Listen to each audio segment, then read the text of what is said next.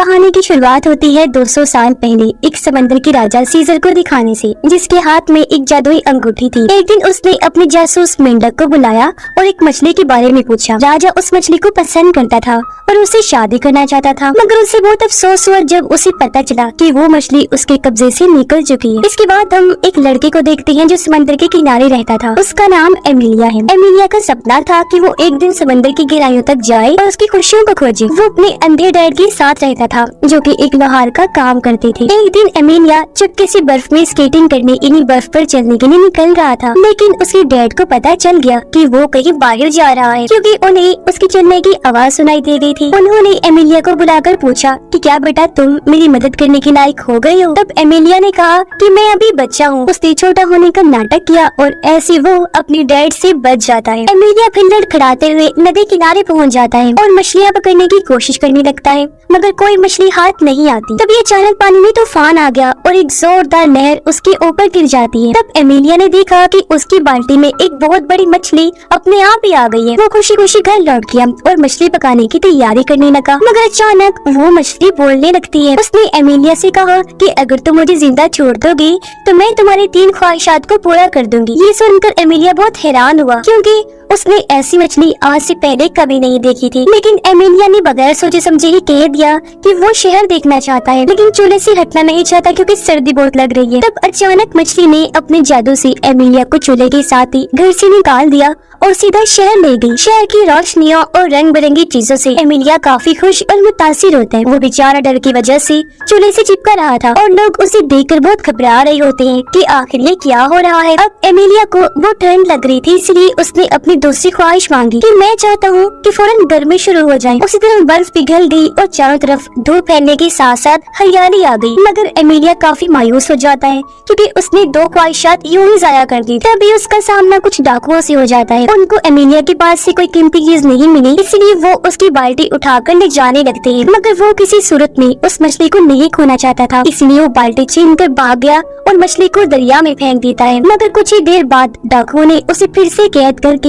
एक पेड़ से लटका दिया। कुछ देर बाद वो दरिया किनारे से एक लड़की को आते हुए देखता है। उस लड़की ने एमिलिया को आजाद किया, तो वो दरिया के पास भागकर मछली को ढूंढने चला जाता है, लेकिन अफसोस कोई फायदा नहीं होता। उसे मछली नहीं मिलती, तो अब वो अपनी तीसरी ख्वाहिश भी पूरी नहीं कर सकता था। फिर उस लड़की ने एमिलिया को अपना नाम बताया कि मेरा नाम मैजिक पाइक है। उसकी आवाज सुनकर एमिलिया पहचान लेता है कि यही वो मछली है। अब एमिलिया ने उसका स्कार्फ चुरा लिया ताकि वो भाग न सके और अपनी तीसरी ख्वाहिशात मांगने को तैयार हो जाता है। एमिलिया की तीसरी ख्वाहिश बहुत बड़ी थी। उसने कहा कि वो रशिया के राजा की बेटी राजकुमारी से शादी करना चाहता है, जबकि उधर राजकुमारी इंग्लैंड के प्रिंस के साथ थी जो उसे कीमती तोहफे देकर खुश करने की कोशिश कर रहा था। उसने राजकुमारी को एक ऐसा बाजा दिखाया जो कि अपने आप ही बजता था, लेकिन असली बाजे के अंदर एक बोना आदमी उसे बजा रहा था, पर सबको लगता था कि जैसे खुद बजता है। जल्दी ही एमिलिया और पाइक भी राजा के महल में पहुंच गए और उनकी बातें सुनने लगते हैं। राजा उस प्रिंस को पसंद नहीं करते थे। उन्होंने प्रिंस को नीचा दिखाने के लिए कहा कि ये बाजा कुछ नहीं है, मैंने तो एक ऐसी बिल्ली देखी है जो गाना गाती है, और लोग उसका गाना सुनकर खुद ब खुद डांस करने लगते हैं। तब प्रिंस कहता है सच?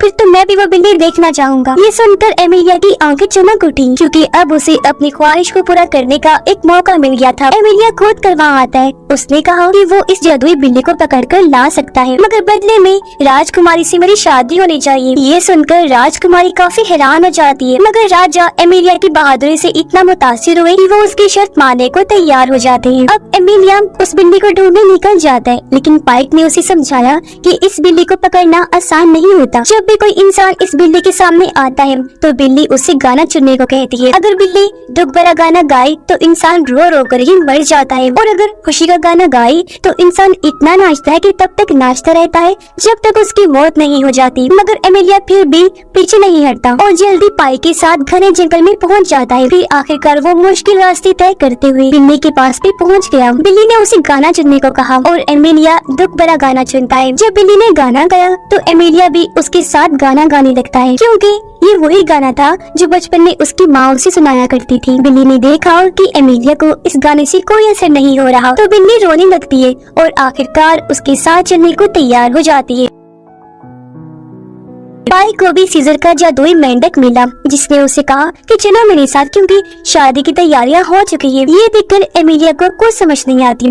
तब पाइक एमिलिया को बताती है कि एक वक्त था जब सीजर ने मुझे शिकारी के जाल से बचाया था, इसलिए मुझ पर उसका कर्ज है और अब सीजर बदले में मुझसे शादी करना चाहता है, मुझे मजबूर कर रहा है। खैर एमिलिया और बिन्नी शाही महल पहुँच गयी, जहाँ प्रिंस राजकुमारी का हाथ मांग रहा था, मगर उसी वक्त एमिलिया बिल्ली के साथ अंदर दाखिल हो जाता है। बिल्ली ने गाना शुरू किया और सब लोग अपने आप ही नाचने लगते हैं। राजा एमिलिया को हुक्म देता है कि वो बिल्ली को दूर ले जाए। राजा उसकी बहादुरी से मुतासिर होकर उसकी शर्त मानने को तैयार हो जाते हैं, मगर राजकुमारी शर्त पूरी होने के बाद भी एमिलिया जैसे आम इंसान से शादी नहीं करना चाहती थी, इसीलिए उसने एमिलिया को एक और मुश्किल टास्क देने का फैसला किया। राजकुमारी रात को अपनी मरी हुई माँ की आत्मा से मिली। उसकी माँ की आत्मा एमिलिया के लिए उसे मुश्किल काम बताती है। अगली सुबह प्रिंस राजा को मुतासिर करने के लिए अपना नया जादुई जूसर दिखाता है। इसके अंदर भी एक बोना आदमी था जो फ्रूट्स और सब्जियों का जूस बना कर बाहर निकालता था, और अब इस अनोखे जादुई जूसर को देखकर किंग काफी हैरान हो जाते हैं। इसी दौरान राजकुमारी भी वहाँ आ जाती है और अपनी अगली शर्त रख देती है। उसने कहा कि मुझे एक जादुई कपड़ा चाहिए जो टेबल पर रखते ही कोई भी खाने की चीज फौरन हाजिर कर दे। ये सुनकर किंग एमिलिया को बुलाता है और उसे इस कपड़े की तलाश का जिम्मा दे देता है। जल्दी ही एमिलिया और पाइक इस जादुई कपड़े की तलाश में निकल जाते हैं। रास्ते में पाइक ने एमिलिया को बताया कि ये जादुई कपड़ा दो भाइयों के पास है। थोड़ी देर बाद वो एक छोटी सी झोपड़ी पर रुके और वहाँ रहने वाले बाबा जी से थोड़ा खाना मांगते हैं। बाबा उन्हें थोड़ा सा खाना दे देते हैं, ये कहते हुए कि इस बार फसल अच्छी नहीं हुई, इसीलिए बेटा ज्यादा खाना नहीं है, माफ कीजिएगा। ये सुनकर एमिलिया देखता है कि ये लोग कितने मुश्किल वक्त से गुजर रहे हैं और उसका दिल उनके लिए पिघल जाता है। मगर पाइक ने बाबा और उसकी वाइफ के प्यार और वफादारी की तारीफ की। वो कहती है कि आप दोनों एकदम सुई और धागे की तरह हैं, जो एक दूसरे को पूरा करते हैं, मुकम्मल कर देते हैं। फिर वो दोनों काफी देर तक चलने के बाद पत्थरों के शहर पहुंच जाते हैं, जहाँ दो आदमी लगातार खाते जा रहे थे। ये वही भाई थे जिनके पास कपड़ा था। वो दोनों खा कर अपनी जिंदगी से तंग आ चुके थे और चाहते थे कि कोई आए और ये कपड़ा हमसे ले जाए। एमिलिया ने उनके पास जाकर कपड़ा चुराने की कोशिश की, मगर दोनों भाई उस पर नारियल से हमला कर देते हैं और उसे मार कर उन्होंने बेहोश कर दिया। फिर पाइक उनके पास जाकर उनसे पानी मांगती है। जब उन्होंने पानी में अपनी परछाई देखी तो उन्हें बहुत अफसोस हुआ। वो याद करती है कि वो पहले बहादुर सिपाही हुआ करते थे जो तुर्की के सुल्तान का मुकाबला करते थे, मगर अब वो इतने मोटे हो चुके हैं कि उनके लिए चलना भी मुश्किल हो गया है। तो वो पाइक को कपड़ा ले जाने देती है, मगर आखिरी वक्त पर उनका इरादा बदल जाता है। पाइक एक बहुत चालाक लड़की थी और तेजी से कपड़ा और एमिलिया दोनों को लेकर वहाँ से फरार हो जाती है। जब एमिलिया को होश आता है तो वो अपनी होने वाली वाइफ राजकुमारी के लिए फूल तोड़ता है। पाइक उसे समझाने की कोशिश करती है कि राजकुमारी तुम्हें जान से मारना चाहती है और तुम हो कि उसके प्यार में इतना पागल हो रही हो, मगर एमिलिया उसकी बात सुनने को तैयार ही नहीं था। उसने पाइक को राजकुमारी के लिए लिखी हुई अपनी पोएट्री शायरी सुनाई, जिसके आखिर में वो उसे शादी के लिए प्रपोज करेगा। इस पोएट्री ने पाइक के दिल को छू लिया। उसने देखा कि एमिलिया कितनी जज्बात से भरा हुआ है और वो राजकुमारी से कितना प्यार करता है। वो उस पोएट्री में इतनी खो गई कि उसने शादी के लिए हाँ कह दिया। लेकिन तभी पाइक ने खुद को कंट्रोल किया और वो ख्यालों से बाहर आ गई। उसने कहा कि तुम्हें किसी और से शादी करनी चाहिए, न कि उस घमंडी नकचढ़ी राजकुमारी से। अब जब वो कपड़ा लेकर शहर पहुंची तो किंग और राजकुमारी को भी खबर मिल जाती है कि एमिलिया कपड़ा लेकर वापस आ गई है। वो दोनों फौरन चौराहे पर पहुंची। उन्होंने देखा कि एमिलिया सारे शहर वालों को मुफ्त का खाना बांट रहा था। उस कपड़े की मदद से उसकी इस काम ने शहर में खुशियाँ फैला दी। सबने एमिलिया के दिल से बहुत तारीफ की। फिर राजकुमारी कहती है कि वो एमिलिया से शादी करने को तैयार है, मगर उसकी आखिरी शर्त ये है कि एमिलिया को मेरी मरी हुई माँ की आत्मा से हमारी शादी की इजाजत लेनी होगी। एमिलिया फिर से इस शर्त को पूरा करने के लिए तैयार हो जाता है। रात को पाइक ने उसे मरी हुई लोगों की दुनिया में जाने का रास्ता बताया, लेकिन उसने एमिलिया को अलर्ट भी किया कि आज तक कोई भी वहाँ से वापस नहीं आया। मगर एमिलिया फिर भी अपनी बात पर डटा रहता है। रास्ते में वो दोनों एमिलिया के डैड से मिलते हैं, मगर एमिलिया छुप रहा था ताकि उसके डैड को पता न चल जाए कि वो यहाँ है। इस दौरान उसके डैड ने पाइक के सामने एमिलिया के बारे में सब अच्छी बातें कही। जल्दी उन्हें एहसास हो गया कि एमिलिया भी यही है और उन्होंने उसे आवाज लगाकर बुला लिया। एमिलिया अपनी तमाम शरारतों के लिए उनसे माफी मांगता है और पाइक से अपनी आखिरी ख्वाहिश मांगने का फैसला करता है कि उसके डैड की आंखों की रोशनी वापस आ जाए। पाइक ने उसकी ये ख्वाहिश पूरी कर दी और उसके डैड बिल्कुल ठीक हो गए। जब वो दोनों नदी किनारे पहुंची तो एमिलिया पाइक का शुक्रिया अदा करता है और उसका स्कार्फ वापस कर देता है, लेकिन पाइक अब भी उसके साथ आगे बढ़ती रही। फिर वो दोनों मरे हुए लोगों की दुनिया में पहुंच जाते हैं। वहाँ का राजा उनसे मिलने आया और पता चलता है कि पाइक उसकी बेटी है जो कभी अपने डैड के गुस्से की वजह से मछली बन गई थी। ये उस पर एक किस्म का कर्ज था, श्राप था। पाइक ने अपने डैड से कहा कि राजकुमारी की माँ की आत्मा को बुलाए, और जब उसकी आत्मा आई तो पता चलता है कि उसे भूखे रहने की सजा मिली थी, जिस वजह से उसकी मौत हो गई थी। एमिलिया ने राजकुमारी की माँ से कहा कि मैं तुम्हारी बेटी से शादी करना चाहता हूँ, मगर वो इनकार कर देती है। पाइक के डैड को ये देखकर लगा कि उसे इस लड़के की मदद करनी चाहिए, तो उसने राजकुमारी का कर्ज श्राप हटाकर उसे खाना दिया, जिससे वो शादी के लिए राजी हो जाती है। उधर राजा भी ये सब देख रहा था और वो खुशी से झूम उठता है। पाइक ने अपने डैड को अलविदा कहा, लेकिन वो कहती है यहाँ से निकलते ही एमिलिया ये सब भूल जाएगा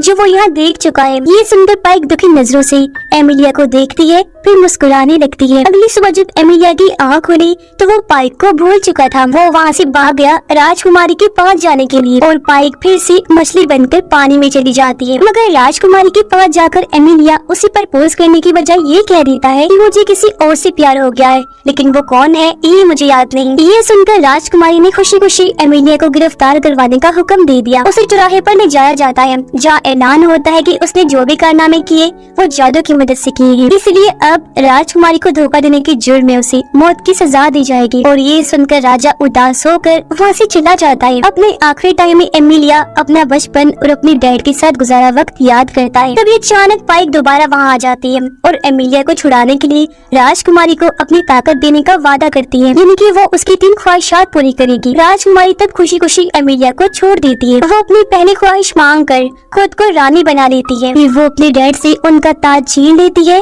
और उन्हें एक टावर में कैद करवा देती है। अब राजकुमारी की दूसरी ख्वाहिश थी कि वो इंग्लैंड के राजा की वाइफ बन जाए, और उसी वक्त इंग्लैंड के राजा शादी का पैगाम उसके लिए ले आते हैं, यानी उसकी ये ख्वाहिश भी पूरी हो गई। उधर एमिलिया अपने घर पहुंचकर उस लड़की को याद करने की कोशिश कर रहा था जिससे उसे प्यार हुआ था, जब अचानक उसके डैड ने सुई और धागे की बात की तो इस हीरो एमिलिया का दिमाग चल गया और उसे समझ आ जाता है कि वो और कोई नहीं बल्कि पाइक है। मैं पाइक से ही प्यार करता हूँ। वो ये समझ गया था कि असली खुशी किसी और को खुशी देने में है, ना कि सिर्फ अपने लिए खुश होने में। उसे पाइक के साथ गुजारे हुए लम्हे याद आने लगते हैं और अब वो फौरन शहर की तरफ निकल जाता है। उसके डैड और 2 भाई भी उसके साथ चल दिए। उन चारों ने महल का दरवाजा तोड़ दिया और एमिलिया पाइक को ढूंढना शुरू कर देता है। पाइक को यकीन नहीं हुआ कि एमिलिया मुझे पहचानता है, मगर तभी राजकुमारी बीच में आ जाती है। उसने कहा कि वो पाइक की तरह जादूगर नहीं बनना चाहती है। ये सुनकर पाइक ने समझ लिया कि ये उसकी तीसरी ख्वाहिश थी और उसे पूरा कर देती है। और तभी अचानक राजकुमारी भी एक मछली बन जाती है पाइक की तरह। अब जाकर राजकुमारी को एहसास हुआ कि उसकी ताकतें अब किसी काम की नहीं रही, क्योंकि वो सिर्फ दूसरों की ख्वाहिशात पूरी कर सकती थी। अब राजकुमारी अपने एक नौकर को बुलाती है और कहती है कि वो ये ख्वाहिश मांगी कि मेरी शादी दुनिया के सबसे ताकतवर राजा से हो जाए। जैसे नौकर ने ये ख्वाहिश मांगी, अचानक समंदर से सीजर निकल कर बाहर आया और राजकुमारी को अपने साथ लेकर चला जाता है, क्योंकि असल में इस वक्त दुनिया का सबसे ताकतवर राजा सीजर ही था। ये पल राजकुमारी के लिए एक नई शुरुआत थी। राजकुमारी अब समझ गई थी